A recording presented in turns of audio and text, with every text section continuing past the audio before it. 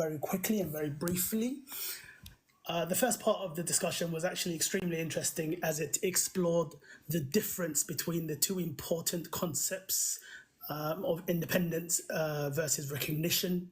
Somaliland meets all the key requirements for independence based on international law as set out in the Westphalian Treaties and also the Montevideo Convention.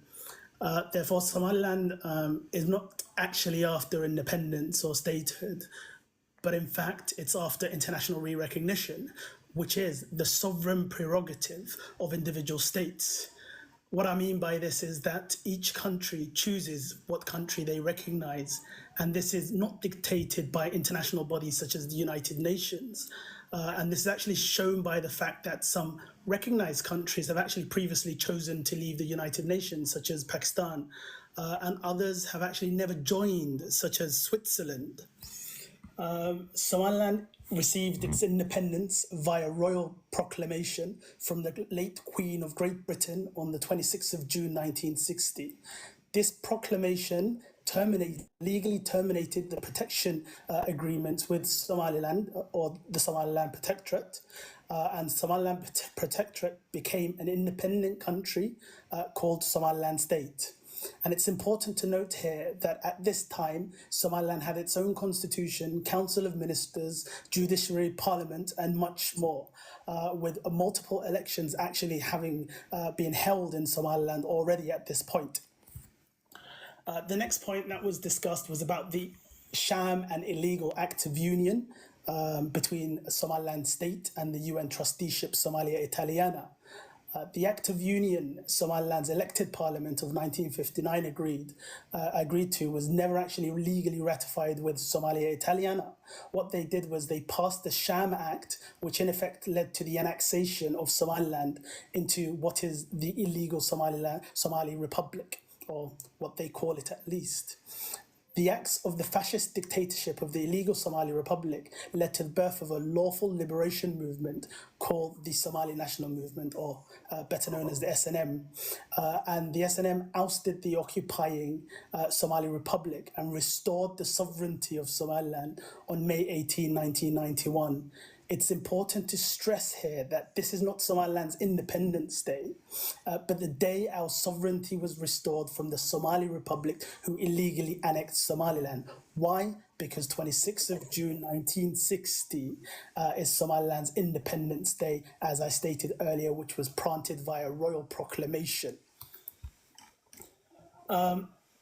The other question that was asked, which I think is very important, is why does Somalia claim Somaliland is independent of 26th of June 1960? And Saeed actually did a fantastic job in terms of just going over, the agreements that were signed between, the different emirates in Somaliland, or the British Protectorate of Somaliland, which it later was to be known, and the British Empire. There were wars that happened between Somalilanders, between Bulhar and Berbera for 3 years, following a sea embargo. And then finally agreements were signed with these different emirates, which then, led to the protection agreement and the birth of the British Somaliland Protectorate. Somalia says, so this question about why Somalia owns or says that it owns says that it claims the 26th of June 1960. Somaliland in effect says that it owns you, it owns Somaliland. For this reason, they've developed a number of lies and disinformation. Some of these are, they claim that there used to be a superstate called Somalia, and then the colonizers came and broke it up. And when they left, they claim that we all came back together and continued from where we left off, almost as if they put Humpty Dumpty back together again. This is a lie. The name Somalia was actually created in 1905. So how does this claim even pass the test of, a simple intelligence, let alone any sort of, factual or law-based sort of metrics we should judge it by?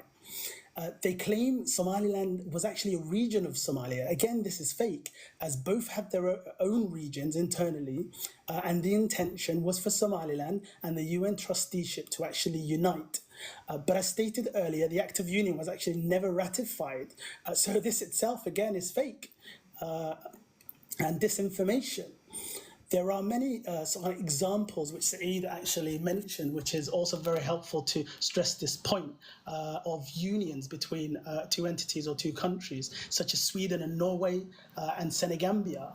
So even if Somaliland and the UN trusteeship were to actually enter into an act of union, one party would never own the other. No, that's not how it works. These active unions were dissolved. Some of them actually dissolved within the same year that they were entered into. And finally, secessionism. Somalia uses this term as it's considered a taboo, both sort of legally and amongst the international community. And this is why they deploy it.